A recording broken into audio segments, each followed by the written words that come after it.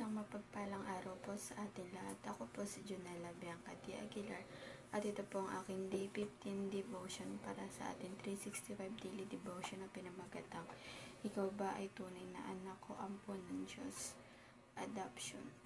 At ang Bible verse po natin ngayon matatagpuan sa Galatians 4 verse 4 to 7. At ang nakapaloob po dito ay, But when the set time had fully come, God sent His Son, born of a woman, born under the law, to redeem those under the law, that we might receive adoption to sonship. Because you are His sons, God sent the Spirit of His Son unto our hearts, the Spirit who calls out. Sa Tagalog naman po, subalit nang dumating ang ganap na kapanahunan, isinugo ng Diyos ang kanyang anak, na ipinanganak ng isang babae at ipinanganak sa ilalim ng kautusan, upang tupusin ang mga nasa ilalim ng kautusan, upang matanggap natin ang pagkupkop bilang mga anak. At sapagkat kayo'y mga anak, isinugo ng Diyos ang Espiritu ng kanyang anak sa ating mga puso, na sumisigaw, Aba, Ama. At ang first teaching po natin ngayon ay, There is only one Son of God. Ang sinasabi po dito na, totoo po isa lang yung anak ni Lord, ng ating Ama, kundi si Jesus Christ po. Siya lang ang nag-iisang anak na, siya lang ang kanyang nag-iisang anak. Pero diba sinasabi natin na anak din tayo ni Lord? Hindi tayo parang, totally na totoong anak ni Lord. Parang adoption lang tayo. Naging anak tayo ni Lord dahil sa kanyang anak na si Jesus Christ yung nagtubos sa atin na ginamit yung dugo niya nung pinako siya sa krus. At ang pangalawa naman to, we are adopted children through Jesus Christ. Ito nga po yung sinabi ko na kaya tayo naging anak ni Lord, kaya tayo naging adopted child dahil kay Jesus Christ, dahil sa anak niya.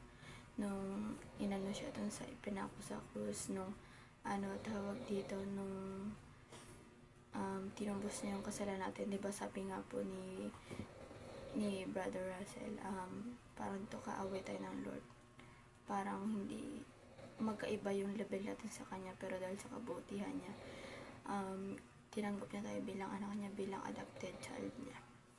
At ang number 3 po, we receive the Holy Spirit who cries, Abba, Father.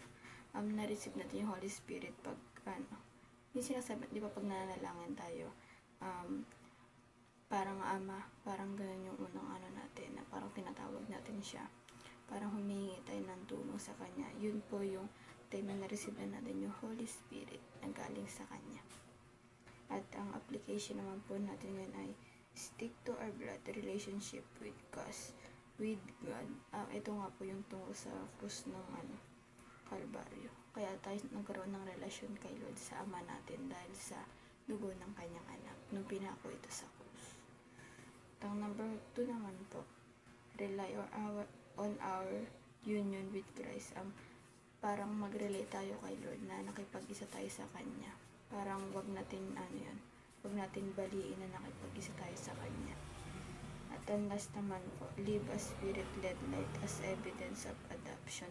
Parang yung pinamumunuan ka ng Santong Espiritu at parang masasabi mo lang na at ito ang ebidensya natin na parang namumuhay tayo ng ayon sa Diyos, ayon sa kagustuhan niya. Kasi diba parang ama na natin siya.